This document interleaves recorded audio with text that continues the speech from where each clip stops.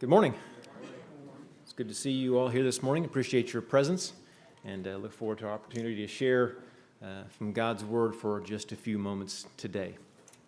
A couple of weeks ago, Andrew introduced our focus for the next little while as we talk about faith. And so this morning we want to continue that, considering the idea of walking by faith and what does that look like. So if you remember from the lesson that Andrew presented, he reused a slide that John had introduced earlier a few weeks or maybe months ago now. Give us a definition, a working definition of faith. We see that it starts with a firm conviction in something, and Andrew even made the point that it's not necessarily spiritual things. I think he used the illustration of a diet. He had a conviction of what he should do, but didn't necessarily have a personal surrender in the conduct that follows that. And so the idea of trusting and obeying is the kind of the working definition we wanted to use for faith. And I think it's evident that all these things are linked together and cannot be unlinked. If I don't have conduct that's consistent with my object of faith, how can I say that I have personally surrendered to that? And have that strong conviction. So we see that those three work together. So trust and obey is what we're talking about. And so the question that we want to address is, what does it look like to walk by faith? And primarily, I want to use the life of Abraham. Thank you for the reading, Mike D. And so some of the texts that we saw there will be kind of the points that we'll be looking at as we consider walking by faith. So number one, walking by faith is believing when I don't see. That's the most fundamental idea. If I do something by faith, if I see it, then it's no longer by faith. So by definition, those two work hand in hand. Last week, Andy did a lesson, and he quoted 2 Corinthians, we walk by faith, not by sight. And so we see that same linkage being made there. And so just as a point of illustration, I consider my heart. Andy last week talked about the human body, the marvel of the human body, and how that points to a creator, and he specifically talked about the heart. So I'm not talking about my inner being, I'm talking about the blood pumper that's inside my chest. And for most of my life, I have had faith that I have a heart, even though I can't see it. And that changed somewhat recently because I had an echocardiogram. So for most of our life, I've lived by faith that I have a heart. And it's not a blind faith. I have evidence. I can feel my pulse. We went through that exercise. If you look at the scientific journals and textbooks, they'll tell you that you need a heart to live, and so there's evidence there. So I have a strong conviction that I had a heart. But when I had this echocardiogram, which is an ultrasound specifically for the heart, I was lying on the bed, the gurney, where they call it. I had some electrodes hooked up, and they got out the little, whatever they call it, probe for an ultrasound, and the technician was doing her thing, and I could look at the screen, the monitor, and I could see my heart. I could see the valves functioning. Now, you could probably make an argument that I didn't actually cut my chest open, split my ribs, and see my heart, but for the sake of argument, I'm going to say I saw my heart.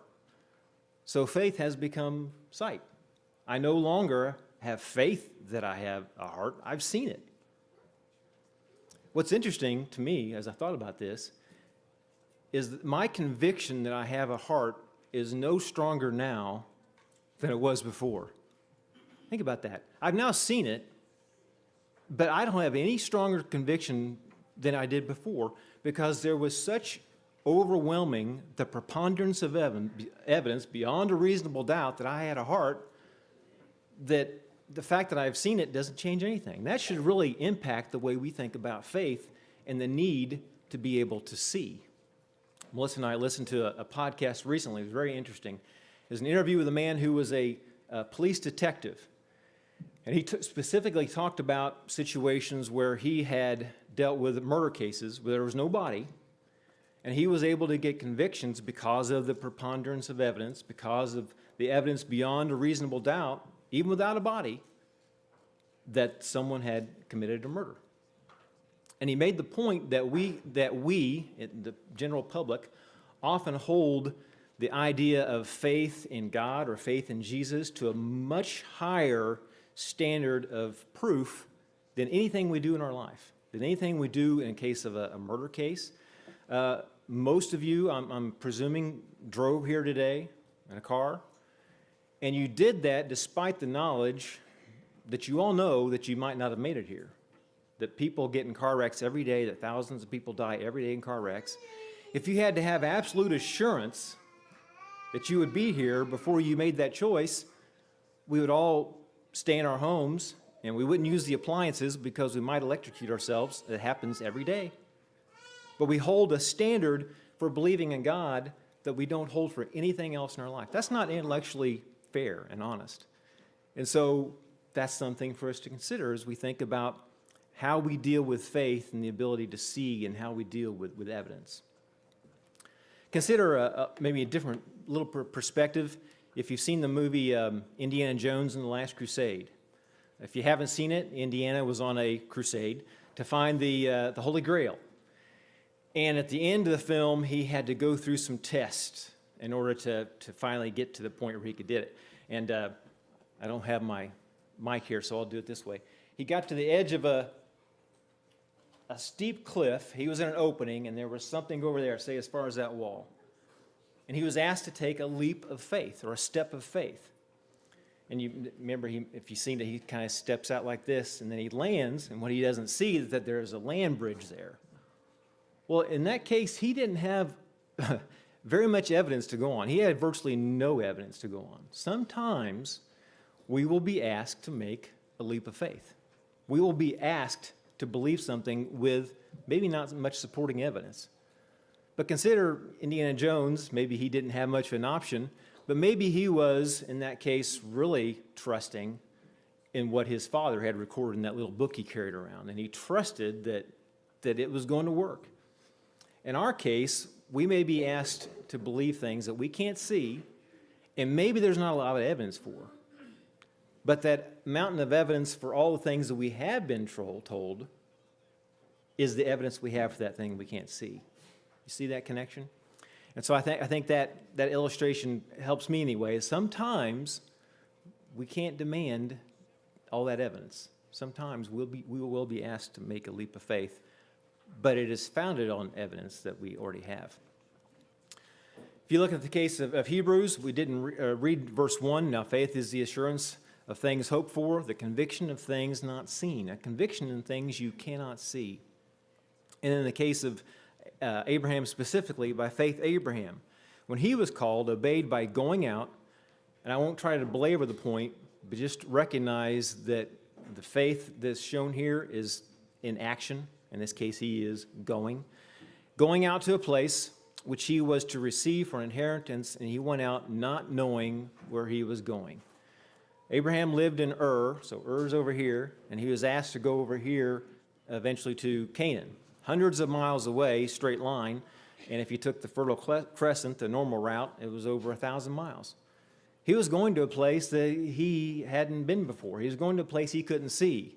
He couldn't Google image it and see what it was going to look like. He was asked to take a leap of faith, to walk believing in something he could not see. That's what walking by faith is. This verse later on, he considered that God is able to raise even from the dead. This is regards to his son, who he had been told to sacrifice. Question: had Abraham ever seen someone raised from the dead? If he was, we don't have record of it. My belief is no, he had never seen someone raised from the dead. So he was believing something that he had never seen. And again, it's because of who his conviction is being placed in, and that is really critical. But again, he couldn't see it, but walking by faith means believing when I don't see it. Walking by faith is obeying when I don't understand. Now, I can think of several situations when I obey when I don't agree. No turn on red is one that really annoys me, okay? I don't agree with that law. I think that law is kind of stupid.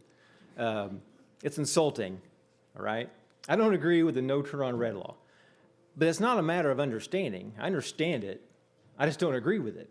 But there's not a whole lot of situations in my life where I obey without understanding, because in general, we like to understand what we're doing. In the workplace, I don't know about your workplace, my workplace is very good at explaining all the rules. I may not agree with them, but I understand why the decisions are made. But walking by faith is obeying when I don't understand. I use the idea of gravity. I really don't understand how gravity works. I don't know that Einstein ever figured that out. And I'm not suggesting that by obeying, gravity is going to work whether I obey it or not. But what I mean is, I make choices in my life about gravity without understanding how it works, all right? So I don't just walk off a cliff and say, well, I don't understand how gravity works, so I'm not going to obey it. It doesn't work that way. So despite the fact that I don't understand it, I make choices in my life that agree with it. Does that make sense? Maybe something that hopefully is a little more reasonable for us to all understand. Childhood. When I was a child, I did a lot of things that I didn't understand why I needed to do them. My parents told me to do them, and so I did. And some of those things were based on fear of consequence. That's not a bad thing. Some of those things were just out of respect. Mom and Dad said to do it, so I do it. But in some cases, I just didn't understand why I was being told to do it, and I just trusted Mom and Dad that it was what I needed to do. It was obeying when I didn't understand. And we think about an infinite God who is telling us and asking us to do things. I think we can definitely see the connection between a parent-child relationship and God and us. God is sometimes going to ask us to do things we don't understand, and faith is obeying when we don't understand. Look at Abraham. By faith, Abraham, when he was tested, offered up Isaac, and he who had received the promises was offering up his only begotten son, to whom it was said, in Isaac your descendants shall be called. Who would understand this command that God has given Abraham? This makes absolutely no sense at all. He's miraculously gotten a son. He never should have had a son to begin with, but now he has been given a son. He's been promised that this son is going to be the one through whom all these blessings are going to come, and now he's being told to sacrifice that son. On top of the fact that it's just really weird to be saying, go kill your son. I mean, just on its surface. Faith is obeying when we don't understand. And it all goes back to that object of our faith, in this case, God. Walking by faith is giving when I don't have. Giving when I don't have. Look at Abraham. Same verse. But it says he offered up his only begotten son. Abraham did not have a surplus of sons. It wasn't like if he gave up Isaac, he had 100 more. You know, some people in the Bible had a lot of kids. Abraham was not one of those. He had Isaac, the son of promise. But he was asked to give that up. He was asked to give what he didn't really have to give. Because if he gave up Isaac, then he had no son of promise left. If you think of the idea of first fruits introduced in the Old Testament, Leviticus is one reference, there are others. The idea of first fruits was God said when you have your crops, and whatever you get first, you don't use it, you don't consume it, you don't sell it, you give it to me. You offer it to me as first fruits. And that's really a test of faith. You know, I was thinking about our garden. We have a garden every year. And my favorite thing in the garden is the tomatoes, because I've never had a store-bought tomato that compares to a garden tomato. I mean, I probably couldn't tell the difference between a garden zucchini and a store-bought zucchini. But a garden tomato is just special. And when I see them getting ripe on the vine, there's anticipation. I know how good that's going to get. And the sun shines on it, and it gets riper. It turns, you know, it starts to get that blush, and then it gets to its point where it's fully ripe. And you can just about taste it, how good it's going to be when you slice it. If you don't like tomatoes, this means nothing to you maybe, but you can imagine. What if I had, as soon as I plucked that and I'm ready, that I had to give it to somebody else? That would be painful. Hopefully I would be unselfish enough that I'd be willing to do that, who really wanted that or really liked it. But this is a little bit different from these people. This is their livelihood, okay? They got a crop coming in, and God is telling you and me, give it to me in anticipation that I'm going to continue to bless you and you're going to get. This is being asked to give when you don't have to give, in anticipation that you will continue to receive. This is the New Testament. This is the widow as Jesus is observing those who are giving. Jesus said, "Truly I say to you, this poor widow put in more than all of them, for they out of their surplus put into the offering, but she out of her poverty put in all that she had to live on." This widow was giving when she didn't have. She didn't have surplus. And if we're going to walk by faith, we can't be dependent on have a surplus in order to give. Sometimes we're going to be asked to give when we don't have a surplus, when we don't have, trusting that God will provide. That is walking by faith. Walking by faith is persisting when I don't feel like it. Persisting when I don't feel like it. Look at Abraham here. By faith he lived as an alien in the land of promise, as in a foreign land, dwelling in tents with Isaac and Jacob, fellow heirs of the same promise. For he was looking for the city which has foundations, whose architect and builder is God. I have visited foreign countries, but I never lived in a foreign country. Some here have. Maureen is here. She has moved from someplace on the other side of the world and moved here where people talk differently, they eat different foods, they dress differently, they behave differently. Think about what it's like to go to a foreign country, a foreign land, and live in that place, making the choice to do that. That's not easy. And this verse gives us some reason why Moses would do that, what would motivate him to do that. But it doesn't take away the fact that it is still difficult. Persisting when I don't feel like it is walking by faith. Look at later in the same passage, we didn't read this, but later on down when it's talking about Moses. It says, by faith Moses, when he had grown up, refused to be called the son of Pharaoh's daughter, choosing rather to endure ill treatment with the people of God than to enjoy the passing pleasure of sin, considering the reproach of Christ greater riches than the treasures of Egypt, for he was looking to the reward. Again, this passage gives us insight into motivation, why Moses would do this, but it doesn't take away the difficulty of doing it. It talks about enduring. You think what Moses had in front of him, the choice that he made, prince of Egypt, grandson to Pharaoh. Anything that was available in the world at the time Moses lived was at his fingertips. Anything that was available at that time. Any luxury, any pleasure, it was his for the asking. And he chose to endure ill treatment with the people of God. And I will add, he chose to endure ill treatment from the people of God. Moses put up with a lot. Moses was burdened.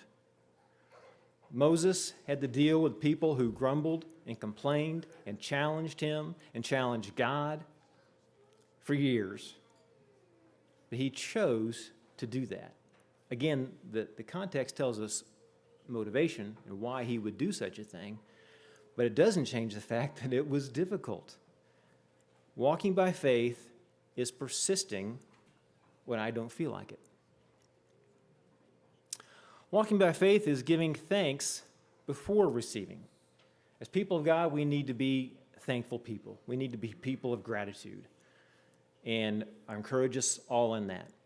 And for most of us, I think that when we receive, we're pretty good about giving thanks.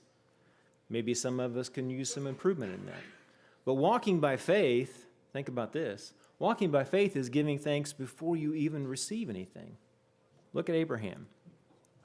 This is in Romans chapter 4. I believe Andrew used this text. It says, without becoming weak in faith, he contemplated his own body, now as good as dead, since he was about 100 years old, in the deadness of Sarah's womb, yet, with respect to the promise of God, he did not waver in unbelief, but grew strong in faith. Andrew talked about growing strong in faith, giving glory to God, and being fully assured that what God had promised, he was able also to perform. He hadn't received anything. He hadn't received what had been promised, but he is giving glory to God. He's giving praise to God. He's giving thanks to God for what he anticipates. Walking by faith, we need to always give thanks when we receive. But walking by faith means we are giving thanks even when we don't receive or before the anticipated receive. Walking by faith is doing when it is risky and intimidating. Now, there will be times when we do something by faith that is pleasant, that is enjoyable, that is encouraging, that's all those positive things. But walking by faith, the true test, is doing things that are risky and intimidating. I'm not talking about, climbing a mountain without safety rope or anything like that. I'm talking about doing things in our lives that are risky and intimidating. The idea of talking to someone about Jesus, and do you know Jesus? And taking that leap of faith on how they're going to respond. That can be risky and intimidating. Walking by faith is doing risky, intimidating things like investing in people, maybe investing a lot of time and energy and effort, not knowing if it's going to yield any fruit, not knowing if it's just going to be rejected, not knowing what the outcome is going to be because you can't see it, because you're walking by faith. There will be times that you do risky and intimidating things. You're not the first. Abraham, the same text. Faith in action. Abraham offered up Isaac. Did Abraham take any risk here when he was doing this? Do you think this was intimidating for Abraham? Think when Abraham was laying on the line, to use that phrase. I mean, this is climbing up at a tree with a saw, climbing out on the tallest limb, and cutting it off with no safety net. If this thing went sideways with Isaac, think about the impact for Abraham. His son is now dead, his only begotten son, and the son of the promise, all the things that he was anticipating are now gone. And even on a different level, think about what this means for his relationship with God. If he offers Isaac, and Isaac is now dead and gone, what does that mean for the promise that the one he has entrusted himself to? They're meaningless. This is some weak God. This is some false God. I don't know what he is. He promised me this, and now my son's dead. You talk about taking a risk. Talk about doing something intimidating. That's what Abraham did. And there will be times when we're asked to do things that are risky and intimidating because walking by faith demands that. And walking by faith is trusting what I don't get. These last two are hard. Doing things that are risky and intimidating. As the philosopher said, let's get down to the nitty-gritty. Walking by faith is trusting what I don't get. Consider the things that, I got them listed here so I wouldn't have to go back. The things that we've already talked about. Walking by faith is believing when I don't see, obeying when I don't understand, giving when I don't have, persisting when I don't feel like it, giving thanks before receiving, and doing when it is risky and intimidating. Let's say, for sake of argument, that you've done all those things. Okay, you've done all those things. They weren't easy. They were challenging, but you've done them all. And then, as a result, God has blessed you richly. Everything is wonderful in your life. That would be great. Praise God. But what if you've done all those things and you don't see any good that's come from it? Nothing. You've done all those things And from what you can tell, you've got nothing to show for it. You look around your life and you see that your family is a mess. Your relationships are just a train wreck. Your health is pitiful. Your finances are a disaster. Your career is non-existent. You can't see anything in your life that's good. You've done all those things, walking by faith, and you see nothing. Nothing. And yet, you make a choice to trust in God. Despite that, you make a choice to trust in God. That is trusting when I don't get. Despite what I don't see, despite what I don't think I've received, I choose to trust. That is walking by faith. Abraham again. Without becoming weak in faith, he contemplated his own body, now as good as dead. We've read this before. In the last section there, being fully assured that what God had promised, he was also able to perform. Abraham was trusting even when he didn't get anything. And that is walking by faith. So these are the things. Oh, and one more. Job. Job, when he lost it all, said, "Naked I came from my mother's womb, and naked I shall return there. The Lord gave, and the Lord has taken away. Blessed be the name of the Lord." Job, when he lost it all, made a choice that he was going to trust in God. Didn't mean he understood it. He certainly couldn't see it, but he was making a choice that he was going to trust in God, the object of his faith.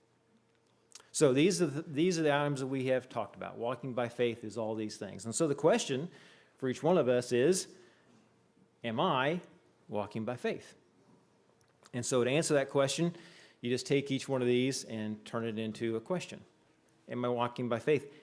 Am I believing when I don't see? Or do I demand absolute evidence that I can see before I'm going to walk? Well, if that's the case, then I'm not walking by faith. Am I obeying when I don't understand, or do I demand that I understand everything that's asked of me? Am I giving when I don't have, or do I demand that I have a surplus? I mean, I got a good thing set aside, and then I'll be willing to give. Am I persisting when I don't feel like it? Or am I just persisting as long as things are going pretty smooth? Am I giving thanks before receiving? Or do I demand that I get and then I'll give some thanks? Am I doing when it's risky and intimidating, or only when it's enjoyable and pleasant and everyone gets along with me? And am I trusting finally when I don't get? Even if I've done all those other things and I still can't see any glimmer that it's given me something that I wanted, I'm still going to trust in God. Well, like I said, those last two in particular are challenging, are not easy. And so, we need to strengthen our faith. Gave a lesson some time back, and I said, and it wasn't an original quote, I stole it from somebody else, we don't need a bigger faith, we need faith in a bigger God. And so I like the way that Andrew phrased this. Future studies to strengthen our faith, not make our faith bigger, to strengthen it in the object of our faith. And so there'll be lessons on evidence. I always like evidence lessons. I think they're fascinating on their surface, but also they build up my faith and continue to make that stronger. Talk about faith in action. And then next month, Lord willing, the center section, tested faith, is going to be the focus of some of the lessons. So I believe Andy's going to be talking about what about doubt? What about doubt? Is it okay to doubt? Is doubt consistent with faith? How can you doubt and yet have faith? Andy will help walk us through that. Andrew, I believe, is scheduled to talk about a good God and human suffering. Many people would say those two statements are incompatible. Human suffering, they would say, is evidence that there is no God. Or if there is a God, he certainly isn't a good God. So if you can answer that question, maybe not with the thorough handling that Andrew's going to do, but if you can, in a few minutes, 5 minutes, put together a good response to that, then you have an answer for one of the biggest challenges in the world that people have, having faith in God. Look forward to that. Now, I believe Micah is going to be talking about when God doesn't listen. Very personal. Very personal. You think of evidences and all these other things, but it just seems like God's not listening. What do we do with that? That can be a challenge to our faith. So look forward to all these lessons, and I encourage you to be a part of those. Before we close, we want to take an opportunity to invite anyone who wants to make a need known before this body, that if you want to commit your life to Christ, or if there's something in your life that you want to share, that you would like to ask for prayers, that you would like for us to come alongside and support you, that we ask that you would come to the front as we stand and sing.